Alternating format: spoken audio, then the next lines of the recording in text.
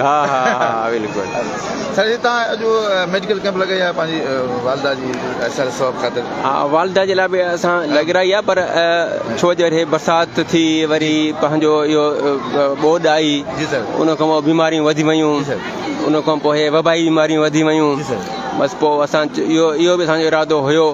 त बसि पोइ इहो ॿई बि मौक़ा ॾिसी करे पोइ असां इहा कैंप लॻाईसीं ऐं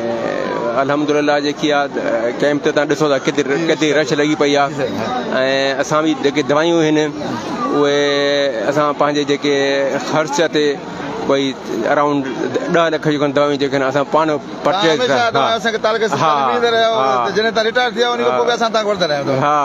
असां पंहिंजूं परचेज करे जेके सुठियूं कंपनियूं आहिनि ईअं न कोई जेके सरकारी जेके कंपनियूं पर जेके सुठियूं कंपनियूं जेके आहिनि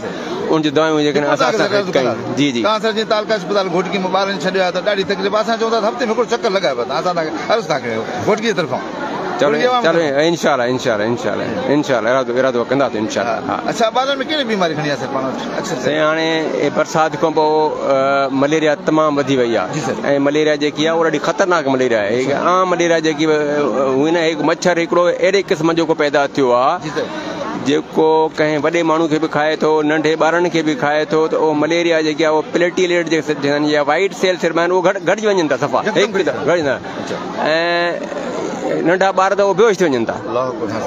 उहो ख़ासि मलेरिया ख़ासि जेकी आहे उहा थिए थी ॿारनि में पोइ उहो ॿारनि खे सम्झो त दिमाग़ी मलेरिया थी वञे थी हिकु त इहा बीमारी वधी वई आहे तमामु घणी वधी वई आहे ॿियो गैस्ट्रो थी वियो आहे ॿारनि खे उल्टियूं दस्त इहो थी वियो आहे टियों वॾो बुखार थी वियो आहे टाइफाइड इहो बि इन में ई थींदो आहे जॾहिं बरसाति जो पाणी हुजे ॿार पीअनि बरसाति जो पाणी वरी सीवरेज में मिली वञे हा त वरी इहो बि आहे वरी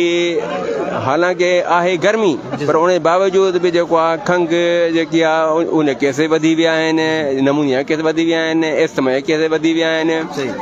वरी ॿारनि में जेको आहे उहो कीड़ा थी विया आहिनि जेके पेट में जेके कीड़ा जेके ॿार खाईंदा आहिनि उहे वधिया आहिनि त हूअं त हर बीमारी अचे थी पर इहे ख़ासि तौरु जेके आहिनि इहे बीमारियूं जेके आहिनि तमामु घणी वधियूं आहिनि तमामु घणो वधियो आहे असां जेको रोज़ानो पेशेंट ॾिसंदासीं उन जे महिल 5-6 ते हाणे पेशेंट वधी विया आहिनि जेके आहिनि एहतियात सभ खां वधीक एहतियात इहो आहे त हिकु त नंढा ॿारनि खे जेको आहे मच्छरनि खां बचाव कनि मच्छरनि जेतिरो थी सघे उनखे मॉस्पेल हणनि पंहिंजे घरनि में स्प्रे कनि कोई जेको आहे पंहिंजो जलेबियूं ॿारनि ऐं बहितरीनु तरीक़ो इहो आहे त ॾियारियूं वठनि ॿारनि खे ख़ासि तौरु ॿारनि खे ॾियारनि में पवाइनि त उहो मलेरिया जो बचाव ईअं करिणो आहे बाक़ी ॿियूं जेके बीमारियूं आहिनि उहे घणो करे पाणी वापराइण में थियनि थियूं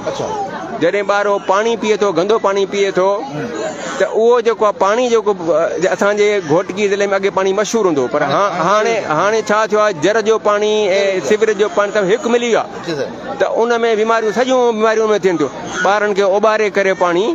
हर भर ज़रूरी न आहे त को मिनरल वाटर पीआरिजे बिल्कुलु पंहिंजो पाणी उॿारे करे थधो करे पोइ ॿारनि खे पीआरियो त जेको आहे इहे बीमारियूं घटिजी वेंदियूं ॿियो माउ जेकी आहे ख़ासि तौरु जेके खाधो तयारु कनि थियूं उहे तक़रीबन साबुण न हथ धोइनि हथ ईअं न धोइणा आहिनि साबुण न हथ धोइनि त पोइ जे खाधो तयारु कनि या ॿार खे खाधो खाइण खां पहिरियों या वॉशरूम इस्तेमालु करण खां पोइ उहे पंहिंजा साबुण न हथ धोइनि त पोइ बीमारी न फैलंदी जेकॾहिं इहे एहतियात कंदा त बीमारी तमामु घटिजी वेंदियूं बिल्कुलु असल मां चवां थो 70-75% एहतियात करण सां घटिजी वेंदी आहे हा तव्हां जॾहिं मच्छर चक न पाईंदो मलेरिया ईअं अथव डेंगू ईअं अथव जेकॾहिं कंहिं हिकिड़े मरीज़ खे बि मलेरिया थी वई घर में उनखे उहो मच्छर जेको खाई वियो उहो मच्छर जेकॾहिं ॿिए गर्भपाती खाईंदो उनखे मलेरिया थी वेंदी हा त मलेरिया बि ईअं फैलिबी आहे डेंगू बि ईअं फैलिबो आहे मॉस्किटो आहे मच्छर आहे इहो गंदो मच्छर आहे वायरस ई क़िस्म आहे पर मच्छर गंदो आहे इहो पर असांजे मच्छरनि जा इहे बुखार ॾिठा आहिनि